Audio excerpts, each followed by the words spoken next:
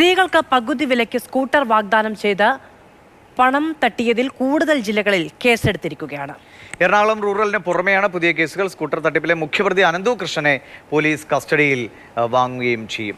ബിനിൽ വിവരങ്ങളുമായി നമ്മളോടൊപ്പം ചേരുകയാണ്. ബിനിൽ, സംസ്ഥാന വ്യാപകമായ ഈ തട്ടിപ്പ് നടത്താൻ കഴിഞ്ഞു എന്നുള്ളതാണ് നമുക്ക് ലഭിക്കുന്ന വിവരങ്ങൾ. ഏതൊക്കെ ജില്ലകളിൽ നിലവിൽ കേസ് രജിസ്റ്റർ ചെയ്തിട്ടുണ്ട്? എന്താണ് ഈ തട്ടിപ്പിന്റെ ഒരു പൊതു സ്വഭാവം?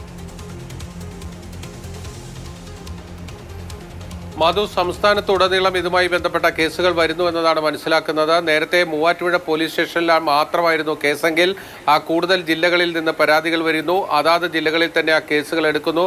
സ്വാഭാവികമായി ഈ കേസ് ഒരു പ്രത്യേക അന്വേഷണ സംഘത്തിന് കൈമാറേണ്ട രീതിയിലേക്ക് വലുതായി വരുന്നു എന്നതാണ് ഇതിൻ്റെ പ്രത്യേകത. കാരണം സംസ്ഥാനത്തുടനീളം സീഡ് സൊസൈറ്റി എന്ന പേരിൽ സൊസൈറ്റികൾ ഉണ്ടാക്കി ഏതാണ്ട് 64ഓളം ബ്ലോക്കുകളിൽ ഇതിൻ്റെ പ്രവർത്തനമുണ്ടായിരുന്നു. അവിടെയൊക്കെ തന്നെ ഇത്തരത്തിലുള്ള വലിയ തട്ടിപ്പ് നടക്കുകയും ചെയ്തിട്ടുണ്ട്. പലർക്കും 6-7 മാസമായി സ്കൂട്ടറിന് പണമടച്ചിട്ട് സ്കൂട്ടർ കിട്ടാത്തവരുണ്ട്. സ്കൂട്ടർ മാത്രമല്ല, ലാപ്ടോപ്പിൻ്റെയും തയ്യൽ മെഷീൻ്റെയും മറ്റ് ഗൃഹോപകരണങ്ങളുടെയും കാര്യത്തിലൊക്കെ ഇതേ തട്ടിപ്പുകൾ നടന്നിട്ടുണ്ട്.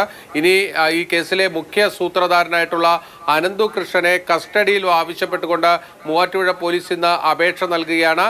ബുധനാഴ്ച മുതൽ കസ്റ്റഡിയിൽ വേണമെന്നതായിരിക്കും പോലീസ് ആവശ്യപ്പെടുക.